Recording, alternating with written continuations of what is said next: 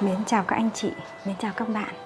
Hôm nay là Chủ nhật nên Huệ lại được trở về với các anh chị trong một cái buổi nhàn rỗi hơn. Và cũng chúc các anh chị luôn luôn an vui và hạnh phúc. Thì Huệ hôm nay có một cái chủ đề đối với chúng ta, đó là thông điệp tình yêu cho bạn ngay lúc này. Như vậy đây là một cái thông điệp mà Huệ thấy rằng nó luôn thôi thúc chúng ta, luôn mong muốn chúng ta sẽ là người biết được, đón nhận được cái tình yêu của chúng ta trong cái khoảnh khắc này. Thì Huệ sẽ có 2 tụ bài để cho chúng ta lựa chọn nhé. Đó, chúng ta nhìn đây. Đây là tụ số 1 của chúng ta này. Đấy, thông điệp tình yêu, nếu như chúng ta có gắn kết được với cái hình ảnh này thì chúng ta hãy lựa chọn nhé. Thông điệp tình yêu của chúng ta ngay lúc này. Đó. Và tụ số 1 của chúng ta sẽ có một cái hình ảnh về một người đàn ông và một người phụ nữ. Và chúng ta nhìn tiếp. Đây là tụ bài số 2. Tụ bài số 2 của chúng ta thì cũng có hình ảnh về một người đàn ông và một người phụ nữ với một cái tình yêu. Vậy với cái trải bài của chúng ta thì chúng ta chú ý này, chúng ta sẽ lựa chọn 2 tụ bài. Đó, tụ số 1 và tụ số 2. Tụ số 1, tụ số 2. Đó, chúng ta hãy lựa chọn nhé. Và Huệ sẽ đi vào tụ số 1 ngay nhé. Thế thì chúng ta biết được là cái thông điệp tình yêu ngay lúc này thì có nghĩa là chúng ta dành cho tất thảy những các anh chị cùng những các bạn là chúng ta đang có mong muốn những câu nói trong tình yêu của chúng ta, rồi những cái suy nghĩ, những cái hành động, tất cả những cái điều đó là chúng ta đều có mong muốn.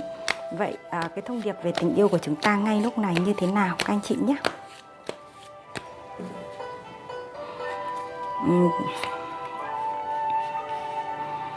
Thì Huệ thấy rằng trước hết là năng lượng của các anh chị đã nhé. Trong câu chuyện của chúng ta thì chúng ta luôn có cái năng lượng ở hiện tại, thì chúng ta mới có cái nguồn, từ nguồn năng lượng chúng ta sẽ có cái sự kết nối các anh chị ạ. Thế thì đây Huệ sẽ có những như thế này. Các anh chị đang trong một cái cuộc sống của các anh chị nó đang có một cái năng lượng như thế này. Có thể các anh chị đã có một cái cuộc rời đi nào đó. Đây là dành cho những người mà có cái mối quan hệ đã ngừng hoặc đã rời đi rồi nhé. Đấy. Và bây giờ các anh chị đang ở trong cái thời khắc mà các anh chị đang trở về với chính bản thân mình để tự sẻ chia với chính cái cuộc sống của mình, cũng như là chúng ta đã có một cái, người ta gọi đó là một cái bánh xe số phận mà đã giúp cho chúng ta đi trên một cái chặng đường dài rồi. Cái chặng đường này sẽ thấy rằng chúng ta sẽ là một người mà đã có rất nhiều những cái thăng trầm, người ta gọi là thăng trầm trong cuộc sống, để đặc biệt là trong cái mối quan hệ tình cảm. Do vậy mà các anh chị đã là người mà đã có những cái lúc mà các anh chị cảm thấy rằng hình như tình yêu nó chưa phải là bến đỗ của chúng ta. Đấy, nên chúng ta vẫn đang có cái sự ngưng nghỉ. Hiện tại bây giờ các anh chị đang có sự ngưng nghỉ. Một là cái mối quan hệ chúng ta vừa kết thúc, hai là chúng ta vừa ngừng lại để chúng ta suy ngẫm. Nên chúng ta đang ngưng nghỉ cái mối quan hệ của chúng ta các anh chị nhé. Và khi nó ngưng nghỉ như thế này thì có nghĩa là chúng ta đang trở về với chính bản thân của mình, để chúng ta có tìm ra những cái giá trị của bản thân mình, đó là một cái sức mạnh ở bên trong mà chúng ta đang tu dưỡng nó, hoặc là chúng ta đang có một cái sự mà lắng nghe nó. Và chính cái điều này, bởi vì xưa kia các anh chị đang trong những cái mối quan hệ mà nó làm mất đi cái cán cân cân bằng cái tình yêu thương, đa phần là các anh chị là cái người cho đi là nhiều. Và khi cho đi nhiều mà chúng ta mất cái cân bằng đó thì chúng ta sẽ cảm thấy rằng chúng ta không được tôn trọng trong cái mối quan hệ đó. Do vậy mà các anh chị đã nhìn ra được vấn đề, và các anh chị đã có một cái điều đó là dừng lại hoặc là ngưng lại để cho chúng ta yêu thương chính bản thân mình hơn. Thì đây là cái năng lượng của các anh chị trong tụ số 1 của chúng ta nhé. Đấy thì với những người có cái mối quan hệ như thế này thì các anh chị đang có một cái thông điệp về cái tình yêu của chúng ta trong cái thời khắc này là như thế nào nhé các anh chị nhé. Chúng ta xem nào. Tình yêu. Tình yêu luôn là cái thứ mà chúng ta cần luôn luôn có cái sự mong cầu. Ai cũng như vậy. Thế nhưng mà nếu như mà chúng ta cứ mong cầu mãi thì cái tình yêu nó lại cứ chạy đi. Thế thì không biết được đến khi nào nó sẽ chạy về với mình. Thế thì chúng ta vẫn đang ngóng nó, đúng không? Đấy. Các anh chị tuy rằng có rời đi bất kỳ một mối quan hệ nào, nhưng mà các anh chị lại vẫn có cái sự mong đợi một cái, có thể vẫn cái mối quan hệ đó nhưng có sự thay đổi, hoặc là chúng ta lại có một cái sự mà gọi là mong cầu những cái mối quan hệ khác nó tốt đẹp hơn. Thế thì Huệ nhìn thấy rằng các anh chị hiện tại bây giờ, cái tình yêu đối với các anh chị nó chính là cái tình yêu liên quan đến cái cuộc sống của các anh chị là cái đầu tiên. Bởi vì nó ra cái lá này thì có nghĩa là chúng ta đang là những người mà biết chăm lo và biết yêu thương chính bản thân mình để giúp cho bản thân mình có sự vững chãi đã. Các anh chị đã chạy theo, đuổi theo một thời gian rồi, cũng mệt rồi. Và bây giờ thì các anh chị muốn một cái điều đó là hãy ngừng nghỉ để yêu thương chính bản thân mình. Thì đây là một giá trị mà các anh chị đang được thực thi các anh chị nhé. Vậy cái tình yêu của chúng ta ở đây là chúng ta đang đón một cái tình yêu chính với mình, đó với chính bản thân mình trước anh chị nhé. Và chúng ta xem tiếp. Trên cuộc hành trình thì các anh chị luôn là cái người có cái sự phân vân. Bởi vậy mà đến thời khắc bây giờ các anh chị vẫn là cái người mà đang có một cái tâm thái là không biết chọn cái gì, chưa biết, bởi vì chúng ta cũng chưa có đến. Và cái tình yêu của chúng ta thì nó mới rời đi, hoặc nó đã ngừng kết nối rồi, nên chúng ta cũng chưa biết là chúng ta sẽ đi đâu và cái gì đã đến với mình. Nên anh chị vẫn đang là cái người mà tự không có biết được cái phương hướng của bản thân mình. Và và trong các anh chị nó có cái sự đấu tranh này. Cái sự đấu tranh này đó là sự đấu tranh nội tâm. Có nên yêu tiếp hay không? Chúng ta có nên yêu tiếp hay không? Đây là một cái câu hỏi rất là nhiều người băn khoăn đó. Bởi vì là có người thì bảo sợ yêu rồi, yêu thấy là đau khổ, yêu thấy là mệt mỏi, nên sợ yêu, nên đang đấu tranh là không biết có yêu tiếp hay không.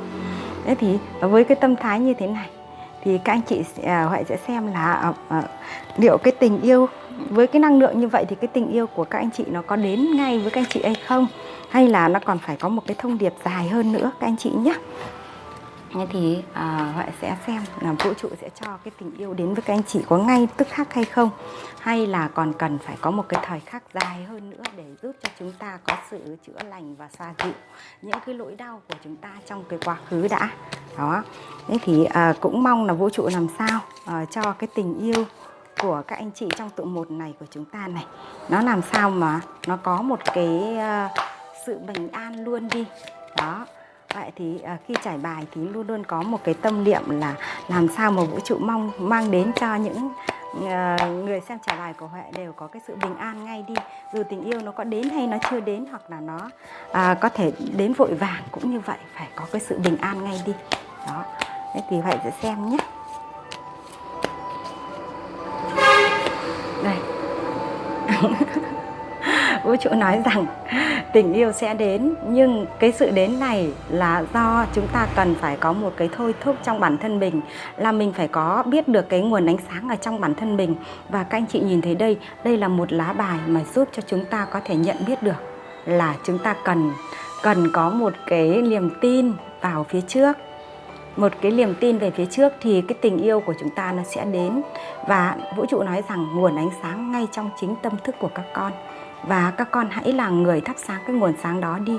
Thì nguồn sáng đó sẽ là cái lực hút, chúng ta gọi là lực hút hoặc là lực hấp dẫn đó, sẽ đưa những cái tình yêu có cái nguồn sáng như thế về với chúng ta. Đó nhé. Thì đây là một lá bài mà chúng ta thấy rằng vũ trụ nói rằng giờ xa, có nghĩa là chúng ta sẽ là cái người mà sẽ đón nhận được một cái tình yêu. Và trong một cái tương lai cũng không xa nhé. Giờ xa thì nó cũng là một cái niềm tin rất là gần rồi các anh chị nhé. Thế thì chúng ta tiếp theo. Vũ trụ sẽ nói gì nữa? Đây, 7 cốc. 7 cốc có nghĩa là các anh chị vẫn đang tính toán so đo với chính cái cuộc sống của mình, là nên hay không nên, có nên đón nhận một cái tình cảm nữa hay không, hay là mình ngừng nghỉ lại để mình tự với mình thôi. Bởi vì mình thấy rằng tự với mình thôi cũng có nhiều lúc vui mà, bởi vì mình có ổn bên trong thì mọi thứ bên trong của mình đều tốt đẹp. Như vậy cái sự phân vân của các anh chị nó vẫn luôn trong cái tiềm thức của các anh chị nha. Vậy có đến với một mối quan hệ nào thì cái mối quan hệ đầu tiên mà các anh chị cần chữa lành đó chính là phải bớt cái sự phân vân đi. Khi chúng ta có sự phân vân thì cái cuộc sống của chúng ta nó vẫn cứ luôn luôn có cái sự chông chênh. Chúng ta thấy rằng là nếu cuộc sống luôn có sự chông chênh thì chúng ta sẽ là cái người mà luôn sự bất ổn trong cái tâm trí mình. Đó. Bởi vậy và vũ trụ nói rằng bớt cái sự chông chênh đi, tình yêu sẽ đến. Tình yêu sẽ đến, và trong tụ số 1 của chúng ta, tình yêu đối với các anh chị đó là một cái nguồn sáng nó sắp đến rồi. Chẳng qua là các anh chị vẫn đang bị trong cái sự tổn thương của quá khứ thôi. Đó. Chúng ta xem tiếp nhé. Đây. Khi chúng ta biết buông những cái gánh nặng, gánh nặng những cái khổ đau của chúng ta xuống, chúng ta bước đi thì chúng ta sẽ đi thì sẽ đến mà. Do vậy mà cái buông này là buông cái gánh nặng, cái khổ đau trong quá khứ của các anh chị đi. Dù cái mối quan hệ của chúng ta nó có làm cho chúng ta thực sự là kiệt sức, thật sự là mệt mỏi, hoặc thật sự là đau khổ, thì các anh chị phải biết buông cái thứ đó đi, thì cái tình yêu của chúng ta nó sẽ trở về nhé. Tình yêu trở về với một cái nguồn sáng như thế này các anh chị này. Đây, với một nguồn sáng như thế này. Đó, thì các anh chị sẽ là cái người mà được vũ trụ sẽ ban tặng cho chúng ta cái nguồn sáng như thế nhé. Thế thì với các anh chị tụ 1 này của chúng ta nói rằng cái thông điệp về tình yêu ngay lúc này, thì các anh chị thấy rằng bản thân các anh chị đang có một cái vướng mắc trong cái chuyện tình cảm của quá khứ. Một là nó đã xảy ra, hai nó đang ngừng, thì các anh chị cần phải biết là ngưng để làm gì? Ngưng để trau dồi chính cái bản thân của mình, yêu thương chính cái bản thân của mình, và chúng ta biết xây lại. Người ta lại xây lại cái cảm xúc yêu, xây lại cái cảm xúc mà mang lại cho các anh chị một cái điều, đó chính là một cái sự tự tin hơn trong bản thân của anh chị. Từ đó các anh chị sẽ có cái ánh sáng này. Các anh chị có cái ánh sáng này thì các anh chị mới có cái sự thu hút cái nguồn sáng từ bên ngoài đi vào chúng ta. Còn nếu trong anh chị mà luôn luôn có cái sự đấu tranh, luôn có cái sự bịt mắt lại như thế này, thì các anh chị khó có thể có những cái mối quan hệ mà nó có cái năng lượng tốt được. Đó nhé.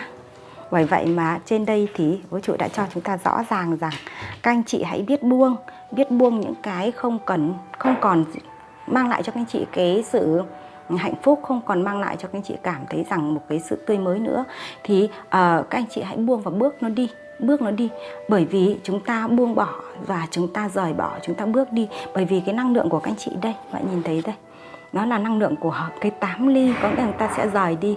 Và khi rời đi này thì chúng ta sẽ thấy rằng dù ở phía sau đó, có nghĩa là ở cái thời khắc mà chúng ta đã từng có với cái người cũ ấy, chúng ta đã hạnh phúc, hay chúng ta đã từng có rất nhiều những cái kỷ niệm, như chúng ta hãy gác nó lại và trở thành quá khứ của mình thôi. Còn hiện tại của chúng ta thì sao? Hiện tại các anh chị đây đang lăm le đang xây đắp cho mình một cái sức mạnh bên trong. Chúng ta giống như là chúng ta bổ dưỡng, hoặc là chúng ta gọi là vun sới để giúp cho chúng ta trở thành một con người mạnh mẽ. Đó, với cái năng lượng như thế này thì phải biết được là các anh chị sẽ là cái người mà thoát ra khỏi cái sự khổ đau, thoát ra khỏi những cái giá trị mà nó mang lại cho các anh chị những cái sự mà không được như ý. Đó, bởi vậy mà đây chính là một cái thông điệp mà vũ trụ nói rằng tình yêu của chúng ta, khi chúng ta được đón nhận, khi chúng ta được hạnh phúc là do chúng ta có một cái điều mà chúng ta mong muốn như thế nào thì nó sẽ đến với chúng ta như vậy nhé. Thế thì với cái lá bài như trên thì Huệ sẽ xem là vậy chúng ta đang muốn hỏi rằng thế thì cái tình yêu, cái người mà sẽ sắp đến với các anh chị ở trong tụ bài số 1 này thì người ta là cái người sẽ như thế nào, và anh chị sẽ hút được người như thế nào về với mình nhé. Đó, Huệ rất muốn tò mò trong cái tụ số 1 của chúng ta. Đó, cái người mà mang lại cho các anh chị một cái tình yêu mới hơn thì nó sẽ là cái người như thế này các anh chị này. Người ta có một cái năng lượng rất cao. Đó, người ta có một cái người ta gọi đó là cái sự tỏa sáng đi rồi, cái năng lượng của họ đây. Đấy chính là cái năng lượng của họ đây. Họ biết cái cuộc sống của họ cũng có nhiều những cái thăng trầm rồi, nhưng mà họ đã nhận ra được giá trị. Và bây giờ họ là cái người biết nhìn cuộc sống với một cách đa chiều.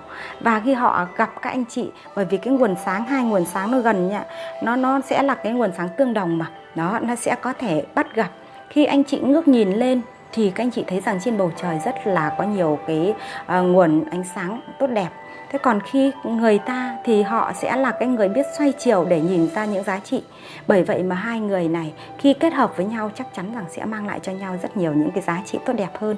Và cái người này thì thực ra là họ đang trên cái cuộc hành trình cũng để người ta gọi đó là tu sửa những cái bản thân của họ rồi. Những cái sự tu sửa của họ nó đã vượt qua cái ngưỡng đó. Đó chính là họ sẽ là cái người mà biết chấp nhận, biết nhìn ra những cái giá trị và họ có thể đón nhận bất kỳ những cái giá trị nào mà họ có một cái tâm thái rất là thoải mái. Do vậy mà những cái người như thế này khi đến với các anh chị nó sẽ không hút cái năng lượng của các anh chị, mà nó sẽ gọi là cộng hưởng cái năng lượng của các anh chị hơn. Đó nhé. Thế thì gọi xem là với cái năng lượng của người đó thì cái hình hài của họ sẽ có cái năng lượng ra sao nhé. Hình hài của họ, tính cách của họ, hình hài và tính cách của họ sẽ có cái năng lượng ra sao. Đấy, nó ra ngay cái lá bài này thì phải rút luôn này. Đây. Họ là một người có đầy đủ cái cảm xúc yêu thương các anh chị nhé. Đầy đủ cái cảm xúc yêu thương. Họ là một người mà đạt được đến cái ngưỡng mà họ đã tự do trong cái cảm xúc của họ. Họ biết yêu chính bản thân mình và họ đã có một cái gọi là chấp nhận, đón nhận mọi thử thách khi họ thấy rằng đó là bài học của họ. Nên cái người này họ có cái năng lượng cảm xúc rất là tốt. Do vậy mà khi đến với các anh chị họ sẽ trao cái tình yêu chứ không phải là lấy đi tình yêu của các anh chị đâu nhá. Đó, Queen of Cup có nghĩa là một người đã có cái cảm xúc tình yêu bên trong rất là tuyệt vời rồi. Đó. Vậy về cái năng lượng của người này thì họ nhìn thấy rằng nếu như là một người nam thì họ cũng chính là một trong những cái người mà vừa sống cảm xúc này, vừa có cái tình yêu thương này, và quan trọng ấy họ là một cái người mà có cái nội tâm rất là sâu sắc, nên họ thấu hiểu được người khác, họ có thể nhìn ra những cái giá trị của người khác và họ trân quý cái giá trị của người khác. Nó giống như là cái chủ đề mà các bạn nhận này. Đó, khi họ là một cái người mà họ đến họ biết trân quý đối phương của họ thì họ chính là một cái người đã có một cái nội tâm mà được tu dưỡng và có một cái sự người ta gọi đó là sâu sắc trong nội tâm rồi. Đấy. Do vậy mà các anh chị thấy rằng đây chính là cái hình ảnh mà các anh chị mong muốn. Một người trân quý mình, một người yêu thương mình với một cái tâm thái là mang lại cho mình cái sự trân quý thật sự. Một cái tình yêu mà có cái sự tôn trọng nhau và có cái sự gắn kết một cách là yêu thương nhau. Đó, thì cái người đến với các anh chị người ta có một cái tâm thái như vậy đấy nhá. Đấy, về hình ảnh thì là một người trưởng thành, một người rất có cái sự chín chắn và một người có một cái năng lượng gọi là trong tâm của họ rất là thiện lương ở trong đó nhá các anh chị nhá. Họ sống cảm xúc lắm và chắc chắn rằng cái người sống cảm xúc như vậy thì họ có một cái nội tâm sâu sắc mà nhá. Đó, thế thì họ về tiền tài cũng như là về cái địa vị danh vọng của họ thì ra sao để xem các anh chị xem nhé. Bởi vì họ muốn là khi nhìn về một cái người nào đó chúng ta cũng cần phải thấu rõ cái bản thân của họ. Và cái người này đang đến với các anh chị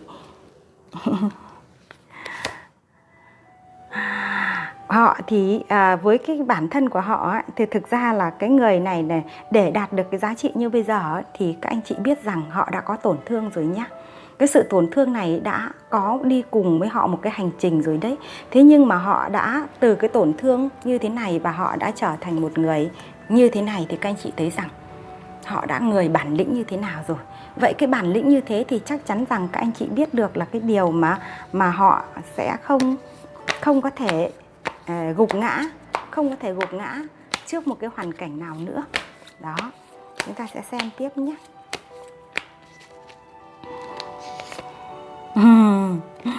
Đây, họ đang muốn có nghĩa là về tiền thì hay là nói cách khác là về danh vọng cũng như là về công việc của họ thì họ thấy rằng họ rất trân quý và yêu cái công việc của họ và họ cũng có đầy đủ những cái giá trị ở cái mức cân bằng và họ đang muốn trao cái thành tựu của họ cho cái người họ yêu thương.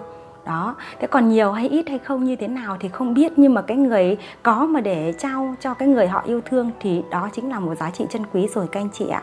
Nhiều khi chúng ta chưa biết được là họ có bao nhiêu, nhưng họ muốn dành cái phần đó cho chúng ta, cho cái người mà họ yêu thương đó, thì đấy chính là cái điều tuyệt vời nhất. Và trong cuộc sống của chúng ta, để đánh giá một cái mức độ tình cảm yêu thương, thì cái người mà người ta có những gì, người ta muốn dành tặng cho cái người yêu thương của họ, thì đấy là cái giá trị cao đẹp nhất. Thế còn họ có bao nhiêu, nhiều như thế nào hay ít ra sao, nhưng cái tâm của họ đã hướng về bạn thì họ sẽ dành cho bạn đó nhé. Bởi vậy đây là một cái mà xác minh rằng cái người đang đến với các anh chị, họ có những tố chất như vậy, thì các anh chị sẽ định hướng và nắm bắt lấy nhé. Và vũ trụ cho các anh chị một cái lời khuyên nào.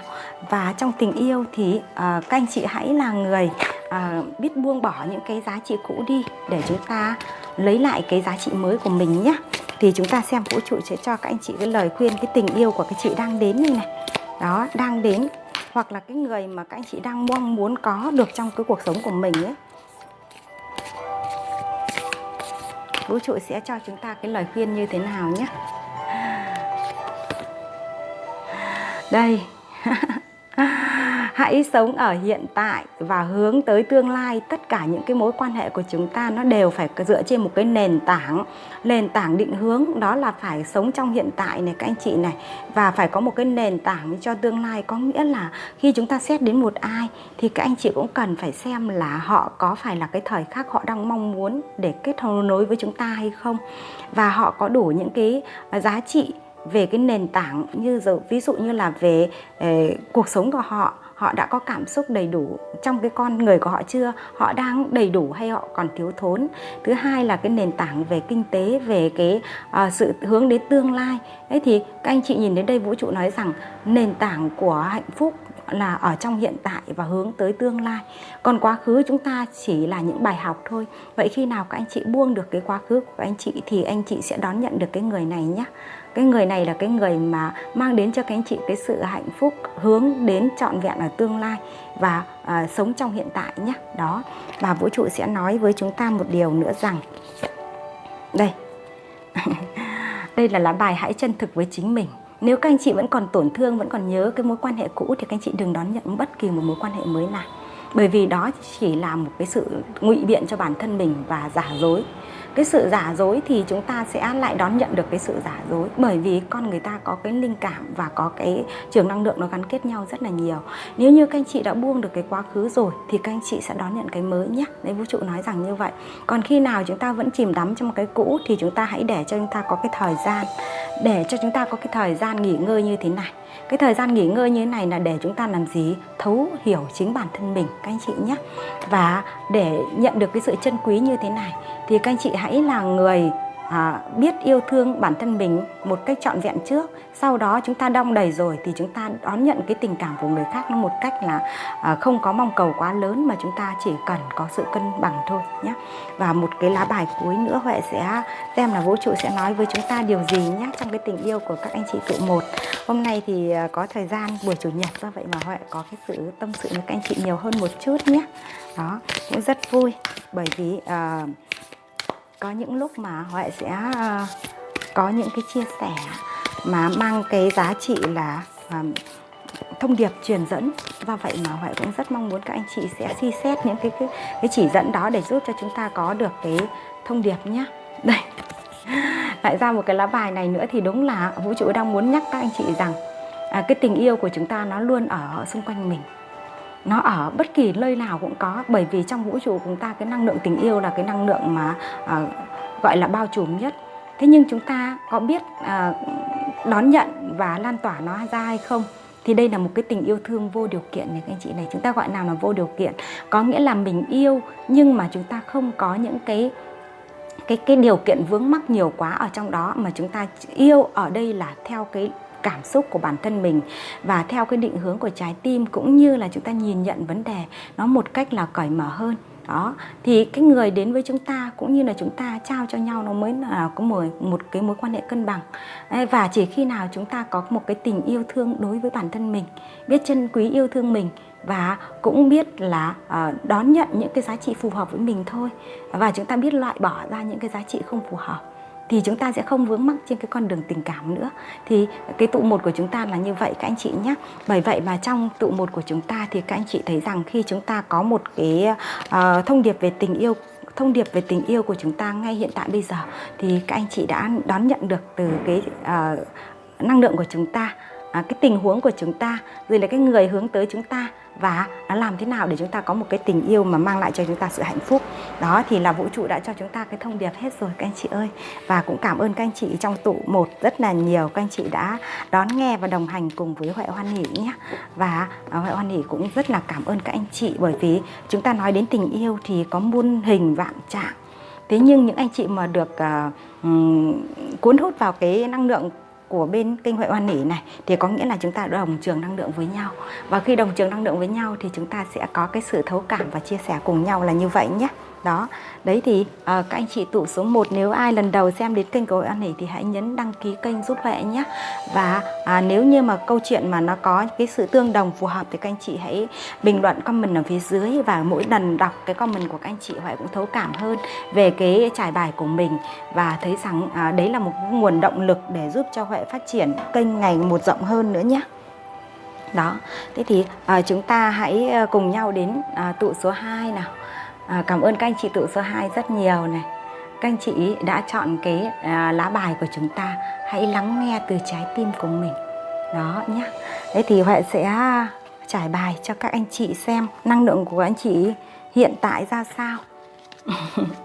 Huệ rất muốn biết là chúng ta, cái năng lượng của chúng ta, những người xem trong tự bài của Huệ càng ngày càng có những cái năng lượng ổn định và năng lượng nâng cao dần. Đó, thì cái năng lượng ổn định và nâng cao dần thì khi nói đến tình yêu các anh chị vững vàng lắm. Đến thì vui mừng đón nhận, cần tình yêu đi thì chúng ta cũng nhẹ gánh bước qua. Đó, bởi vậy mà nếu như năng lượng như thế rồi thì anh chị sẽ là cái người có cái tình yêu ngay trong chính bản thân mình, đó là cái tình yêu thương bản thân và tình yêu thương muôn loài, có nghĩa là chúng ta có cái tình yêu đó là tình yêu dành cho tất thảy. Các anh chị tự số 2 của chúng ta ơi, nhìn cái sự chăm chỉ của các anh chị vào trong công việc mà Huệ biết rằng là các anh chị đã có những cái lúc mà không màng đến cái chuyện tình cảm nữa rồi. Bởi vì sao? Đây, các anh chị là một trong những cái người mà có cái sự cần cù chịu khó như thế này đây.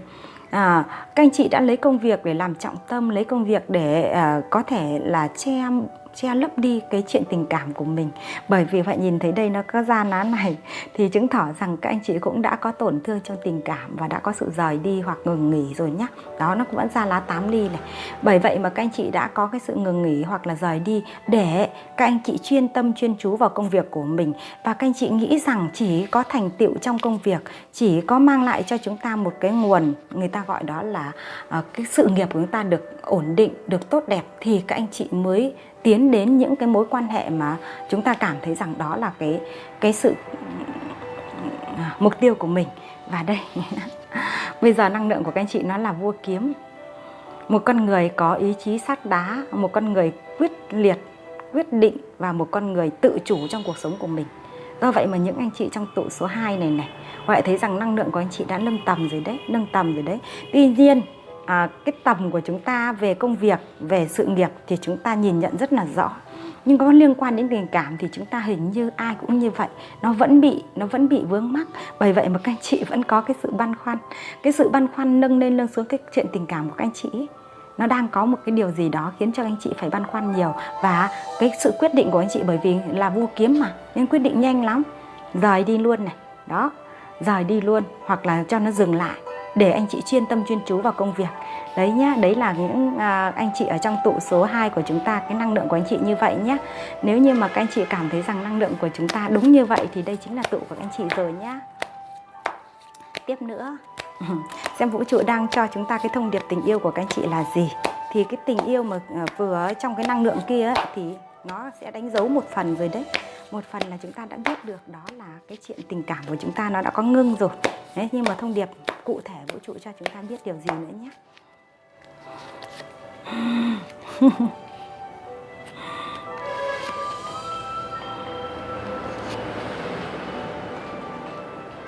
Vũ trụ cho các anh chị biết được một điều, đó là cái chuyện tình cảm của anh chị đáng nhẽ nó có dự định rồi đấy. nó có kế hoạch dự định, đó là 4 gậy, có nghĩa là một cái mối quan hệ, một gắn kết bền chặt và hướng tới một gia đình rồi này. Thế nhưng cái điều đó thì nó có một cái trở ngại nào đó nên nó đã có một cái sự ngưng lại. Và bây giờ các anh chị đang ngừng này. Các anh chị cũng không đón nhận cái tình cảm một cách vội vàng của ai nữa, nhưng cái chuyện cũ của các anh chị chưa giải quyết xong. Đó, như vậy nó đã ngừng lại và các anh chị tập trung vào cái năng lượng công việc. Và các anh chị trở thành một, đây gọi là nữ hoàng gậy. Nữ hoàng gậy là một cái người mà có tầm nhìn, có tâm, có tầm và có một cái sự vững chãi các anh chị nhé. Đó. Bởi vậy mà các anh chị thấy rằng cái nguồn năng lượng của chúng ta nó là nữ hoàng gậy. Các anh chị có cái tầm nhìn xa rộng và có một cái sự quyết định cho cuộc sống của mình rồi. Đó. Và vũ trụ nói rằng cái cuộc ngưng này nó cũng là một cái, người ta gọi đó là một cái thiên mệnh đấy các anh chị ạ. Có nghĩa là ngưng lại để mà đầu tư vào chính bản thân mình đấy. Đấy, ra là 4 gậy rồi nhưng mà vẫn phải ngưng, thì chắc chắn rằng trong mối quan hệ nó có những cái sự tổn thương hoặc nó có sự không tương đồng với nhau. Vậy sẽ xem tiếp cái câu chuyện của các anh chị nhé.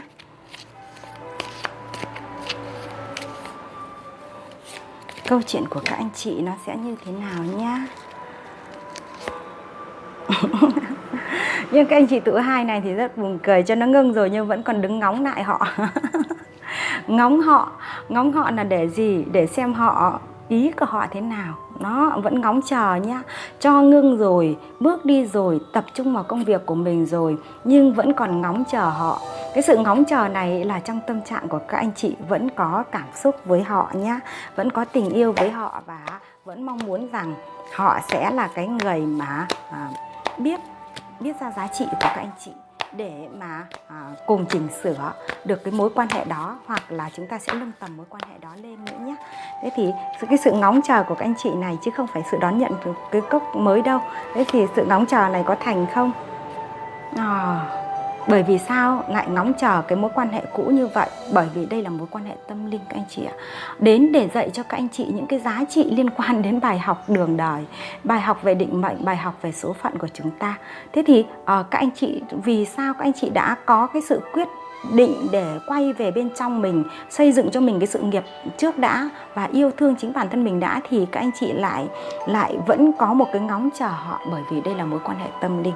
Chúng ta có ngắt đi thì nó chưa kết thúc, bởi vì nó vẫn chưa xong cái bài học của chúng ta, thì chưa kết thúc được anh chị nhé. Đó, vậy vũ trụ nói rằng tại sao vẫn ngóng chờ như vậy là như thế nhé anh chị nhé. Thế thì xem khi các anh chị rời đi thì cái sự ngóng chờ và mang cái giá trị này thì xem họ thế nào nhé.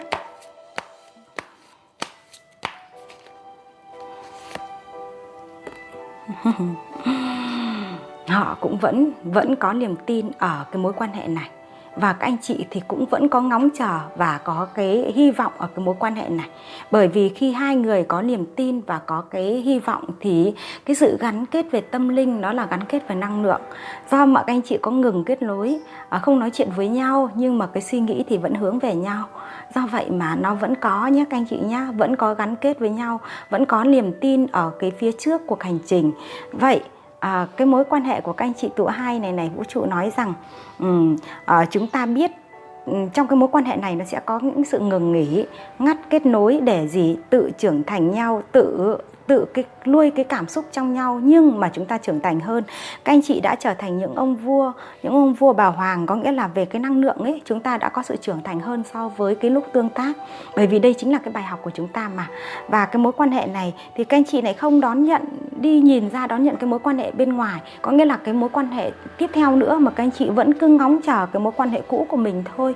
Do vậy mà cái người cũ cũng giống như vậy, có nghĩa là cái người có thể ngừng thì người ta vẫn là đang tương tác nhưng nó ngừng thôi, hoặc cái người đã ngắt rồi thì có nghĩa là gọi là người cũ các anh chị nhé. Đó, thì do cái mối quan hệ tâm linh, do vậy hai người vẫn có cái gắn kết năng lượng với nhau bằng cái này. Vậy gắn kết năng lượng bằng cái này thì bằng năng lượng tâm linh ấy, thì có nghĩa là nó vẫn có niềm tin, vẫn có một cái sự hy vọng ở phía trước nhé. Thế thì xem tiếp xem là vũ trụ sẽ cho cái niềm tin hy vọng này nó còn trải nghiệm nhiều không, nó mang lại cho nhau cái trải nghiệm nhiều không.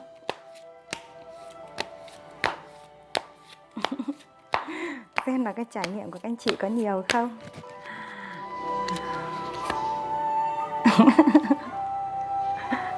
Đây, vẫn yêu như thế này thì làm sao mà rời được các anh chị. The lover. Ngắt như vẫn yêu đến mức mà bị cuốn hút, bị đam mê, bị si mê như thế này thì làm sao mà rời được. Đó, vậy cái tình yêu của các anh chị là một tình yêu liên quan đến tâm linh và liên quan đến những cái giá trị bài học của đường đời. Nên các anh chị vẫn gắn kết cùng nhau, vẫn đi đồng hành cùng nhau trong cái sự ngừng về thế giới 3D, có nghĩa là ngừng liên hệ, ngừng nói. Nhưng cái không ngừng ở đây đó là năng lượng nó vẫn cuốn hút vào nhau. Trong những cái lúc mà chúng ta làm việc, chúng ta chuyên tâm chuyên chú vào công việc, thế nhưng rời công việc ra các anh chị lại nghĩ đến nhau, lại hỏi những câu hỏi rằng không biết họ ra sao. Nên cái tâm thái ngóng chờ nó như vậy này. Tâm thái ngóng chờ nó như vậy là như vậy đó. Và vũ trụ nói với các anh chị rằng chúng ta cần phải có một cái sự thấu hiểu từ trái tim. Trong mối quan hệ này các anh chị có sự ngừng ngắt là do chúng ta cũng chưa vẫn có cái tôi cao, bởi vì các anh chị có cái năng lượng cao ở cái đỉnh về khí, mà khí là cái người cái tôi cao lắm đó. Do vậy mà các anh chị đã có những cái bản ngã cao, cái tôi cao. Do vậy mà các anh chị không thấu hiểu từ cái trái tim đến trái tim. Tuy rằng rất yêu nhau, rất mong muốn có nhau, nhưng mà vẫn làm tổn thương nhau. Và đây cũng chính là những cái để thấy rằng là cái người đối phương của chúng ta với chúng ta nó giống nhau mà. Nó giống nhau thì nó sẽ hút nhau, cái kiểu như vậy, để hai bên cùng nhận ra được cái giá trị tương đồng như vậy nhé. Đó, anh chị cũng cái tôi và họ cũng cái tôi. Do vậy mà hai bên cùng trách nên cho nhau là cái sự tổn thương là không biết lắng nghe từ trái tim, mà chúng ta đặt cái ý chí của chúng ta lên nhiều nhất. Đó, rõ ràng là có yêu nhau như thế kia, đam mê cuốn hút như thế kia mà lại bị sao? Bị bỏ đi. Đó nhé. Vậy xem tiếp này.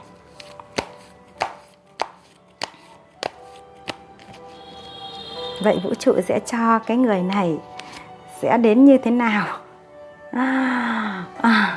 Họ cũng giống như các anh chị, có cái suy nghĩ là phải thành tựu về công việc thì mới mang về với nhau. Đó, các anh chị cũng thế, cũng 6 gậy thì họ cũng 6 gậy. Có nghĩa là phải thành tựu về công việc thì mới quay lại. Thì mới xứng đáng để gắn kết lại cái tình cảm này. Do vậy mà hai bên cùng lao vào công việc, cùng lao vào cái sự nghiệp của chúng ta. Và chúng ta vẫn để cái người yêu của mình ở bên cạnh, luôn đi song hành nhưng mà lại không nói, không chia sẻ để tự cảm nhận về nhau. Hai bên cùng có cái năng lượng như vậy nhé. Đó, nên các anh chị bây giờ ngẫm ra rằng câu chuyện của chúng ta trong cái tình yêu này, cái thông điệp tình yêu của chúng ta bây giờ nó sẽ tiếp theo như thế nào nữa nhé. Đây, các anh chị thấy chưa? Cái mối quan hệ này rất là có tiềm năng nhá. Nó là có sự dẫn dắt của vũ trụ, có sự định hướng của vũ trụ và có sự mà gắn kết của vũ trụ. Do vậy mà các anh chị sẽ là người sẽ định hướng cho nhau để cùng nhau hướng tới một cái gia đình có 4 gậy đây. Sự sung túc, sự ăn mừng và mang cái giá trị người ta gọi là gắn kết một cách là thiên thời địa lợi nhân hòa, đủ các yếu tố nhé, thì các anh chị sẽ là cái người gắn kết. Vậy cái bài học của các anh chị ở trong cái tụ số 2 của chúng ta này chính là chúng ta hãy thấu hiểu nhau từ trái tim. Nhưng mà các anh chị thì đang hướng nhau đến một cái đỉnh cao hơn, đó là cho cái sự nghiệp của mình. Và khi nào sự nghiệp của chúng ta hoàn thành thì chúng ta sẽ trở về với nhau với một niềm hân hoan. Bởi vì cái tôi của anh chị cao lắm. Niềm hân hoan là chiến thắng mang về cho người mình yêu. Đó, thì vũ trụ sẽ có cái điều gì để nhắc nhở các anh chị trong cái mối quan hệ này nhé. Biết là mối quan hệ tâm linh, có ngừng cái mối quan hệ này thì các anh chị cũng chưa đón nhận của một ai đâu. Chưa đón nhận của một ai cả, bởi vì các anh chị vẫn hướng về nhau mà. Đó, thế nên là chúng ta sẽ xem là vũ trụ sẽ nhắc nhở cho chúng ta cái điều gì để giúp cho chúng ta đỡ bớt mệt mỏi đi. Đó. Đây, cái mối quan hệ này là liên quan đến lòng trắc ẩn của mỗi người đấy. Các anh chị nhìn thấy đây, xa xa này, đây có đôi giống như vợ chồng đang âu yếm nhau. Nhưng mà bên trong này thì làm sao? Là cả một cái sự hỗn độn ở trong cái tâm trí của một cái con người này. Nên để hướng đến cái này nó là xây ra cho chúng ta một cái liềm trắc ẩn, nó là như vậy nhé. Đó, vũ trụ nói rằng nó sẽ kích lên cái liềm trắc ẩn của mỗi người đấy. Và cái thứ hai này, ra cái này là thôi hãy sống bằng đúng cái cảm xúc thực của mình đi. Đừng có lấy lý trí để mà lấn át cái cảm xúc như vậy nữa. Thì đây chính là cái thông điệp mà vũ trụ nói rằng hãy sống thực với cảm xúc của mình nhé. Đó. Và xin vũ trụ một lá thứ 3 nữa để xem vũ trụ định hướng cho các anh chị cái điều gì. Đây, cái tình yêu của chúng ta sẽ được lan tỏa khi chúng ta hãy giải phóng tất cả những cái năng lượng không tốt cho chính bản thân mình. Đó các anh chị nhé. Bởi vậy mà cái điều này sẽ là cái điều gắn kết giống với các anh chị tụ 2 của chúng ta đấy. Bởi vì chúng ta dùng lý trí lấn át cái tình cảm nên chúng ta không có thấu hiểu nhau từ trái tim này. Rõ ràng đây là mối quan hệ chân chính, mối quan hệ định mệnh và mối quan hệ có tâm linh. Ngay trong lúc này các anh chị tụ 2 của chúng ta hãy là người quay về bên trong bản thân mình để ngẫm xem cái cảm xúc của mình nó đang mong muốn điều gì. Hãy lắng nghe nó và hãy thấu hiểu trái tim mình, thì chúng ta sẽ không còn cái sự gọi là dùng cái lý trí của chúng ta để che lấp cái cảm xúc nữa. Vũ trụ bảo hãy sống thật với mình đi. Đó nhá. Và cái câu chuyện của các anh chị thì nó giống như là một cái cuốn tiểu thuyết đấy. Do vậy mà chúng ta hãy ngẫm lại và chúng ta hãy biết trân quý những cái thứ mà các anh chị đã có với nhau. Rồi là các anh chị sẽ cùng nhau để hướng đến, đừng có bao giờ đợi cái sự thành công về tài chính, thành công về những cái giá trị vật chất bên ngoài thì chúng ta mới lại quay trở lại với nhau. Nhiều khi trong cái lúc đó thì cái nhân giống tốt bên trong của chúng ta nó đã bị mối mọt mất rồi. Nó sẽ mệt mỏi mà, lâu ngày nó sẽ mối mọt đi thì chúng ta lại không còn được cái cảm giác như ban đầu như bây giờ nữa. Bởi vậy mà các anh chị hãy là người, nếu như mà nghĩ được đây là cái người định mệnh của mình và mình không rời được họ và họ cũng không rời được mình, có nghĩa là nó là gắn kết tâm linh, thì chúng ta hãy là cái người, hoặc là chúng ta chưa học xong bài học thì chúng ta hãy là cái người mà hãy sống thật với chính bản thân mình đi, để cho mình được thỏa mãn, để cho mình được chia sẻ yêu thương và được đón nhận, để cho mình cũng giống người ta mà. Thì cái năng lượng của chúng ta khi cộng gộp lại nó sẽ giúp cho chúng ta thành tựu hơn trong cái sự nghiệp của mình. Chứ chúng ta không một mình đi trên cái con đường thành công về sự nghiệp, sau đó là chúng ta mới thành công rồi mới mang lại trở về bên nhau. Thì không biết lúc trở về có còn ngồi đó, ai còn ngồi đó hay không, hoặc là đã có người khác đến mà để xen vào hoặc là làm một cái nỗi gì đó, thì lúc đó chúng ta lại khó khăn hơn. Đó, nên vậy các anh chị hãy cho nhau những cái lắng nghe từ trái tim nhé. Đó, bởi vậy mà đây là thông điệp của các anh chị tụ 2 cần nghe ngay bây giờ. Thì các anh chị hãy chia sẻ câu chuyện của mình, comment ở phía dưới. Và những ai có câu chuyện mà nó có thể là chúng ta vẫn đang băn khoăn mà chưa biết giải quyết ra sao, thì các anh chị hãy liên lạc với Huệ qua số Zalo để chúng ta cùng có thể chia sẻ về cái câu chuyện của các anh chị. Bởi vì ở trong mỗi trải bài chung thì nó có nhiều nguồn năng lượng, nên là Huệ khi đọc cái nguồn năng lượng thì nó sẽ có những cái năng lượng của anh chị này nhưng có những năng lượng của anh chị khác. Và chúng ta cái câu chuyện cốt lõi nó tương đồng giống nhau, nó hút về nhau, nhưng mà cái sự kiện chi tiết và cái tình huống cũng như là cái cách giải quyết nó lại không giống nhau đâu các anh chị ạ. Bởi vì mỗi chúng ta có một cái trường năng lượng riêng và mỗi chúng ta có thể hiện một cái cảm xúc tình yêu thương riêng, nên là và cũng rất muốn các anh chị được chia sẻ. Và đây là một video các anh chị xem bất kỳ lúc nào, bởi vì nó liên quan đến cái hiện tại, liên quan đến thời khắc ngay hiện tại các anh chị nhé. Và cảm ơn các anh chị đã đồng hành và chia sẻ cùng với Huệ Hoan Hỷ. Huệ xin chúc các anh chị luôn an vui và hạnh phúc. Đặc biệt là trong tình yêu, chúng ta sẽ là một cái người biết cầm, biết nắm và biết buông đúng những cái giá trị của bản thân mình, để giúp cho mình được hạnh phúc ngay trong hiện tại và trong từ tâm của mình các anh chị nhé. Cảm ơn các anh chị rất nhiều.